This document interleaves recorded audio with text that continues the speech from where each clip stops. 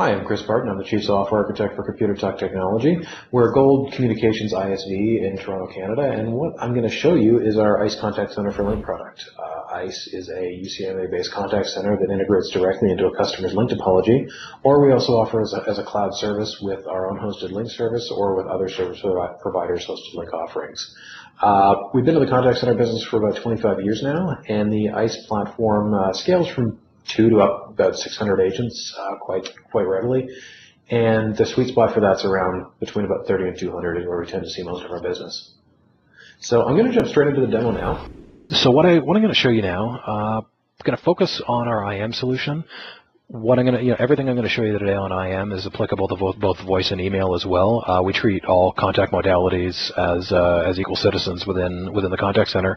And the reason I'm going to focus more on IM is that it's something we've put some extra development into and have had a lot of interest in people exposing that IM channel to the public internet. But the first thing I'm going to talk about is this toolbar across the top of the screen. This is a tool that we install on agent desktops. It's called IceBar, and it's there to allow agents to do things like control their present state, see things like queue stats, so they can pull up. They've got an aggregate up here of what number of contacts handled across all queues, number of contacts waiting. They can also pull up a more detailed view if they want.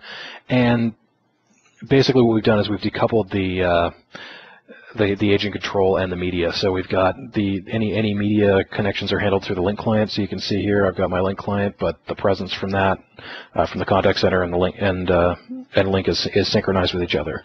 So what I'm going to do now is I'm going to go and pull up a demo of public IM. This is just something we've enabled on a customer site. So I can have a customer log in and want to start a live chat using this chat button. Okay, so what I'm going to do when I click on that is I'm going to get a response back, and it's going to give me the kind of basically the IM equivalent of an IVR menu. So what I can do is I can enter a property ID, and it's going to say, well, it gives me back some information. I'm going to stand by for a representative, and that's going to be queued. And I can see up here now that contact's gone into queue. So if I flip this agent to available, I get an IM pop up, and all of a sudden now I've got these two people talking.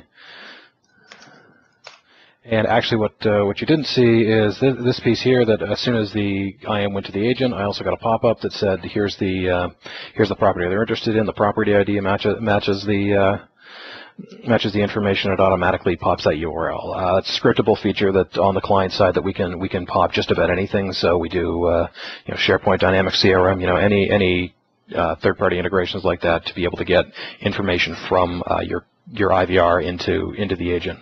So the next, so I can just end that off and show you that, now that call has actually been handled.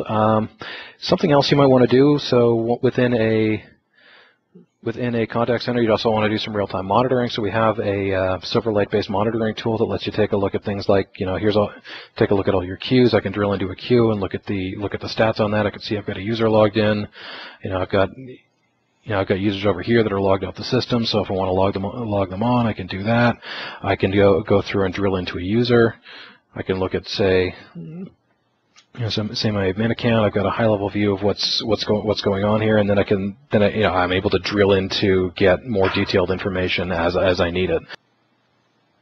Okay, the other thing you might want to do is be able to pull historical data, so I can pull up my reporting list and say that I want to look at some of the different reports here.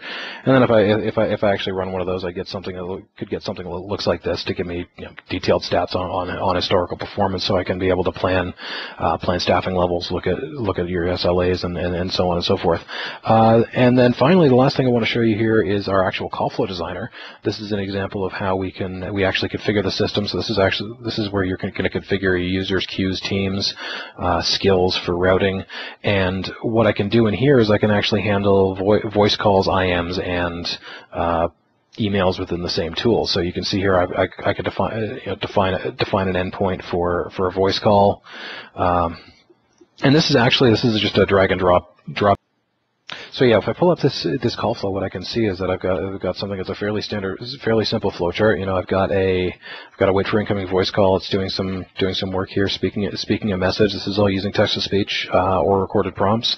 But what's nice about this is the fact that a supervisor or an administrator can come in and make changes to the call flow. Hit the save button up here, and that change is going to be live right away. There's no deployment, no compiling. Everything is done behind the scenes, and it's all just put up on the contact center as a live application. So we think that workflow is really empowering business users to be able to modify and define their call flows, as opposed to having to invest development resources. So if you'd like to know more, please visit our website at ComputerTalk.com for a longer version of this demo video. You can also contact us directly if you'd like to arrange for a demo, and thank you for your time.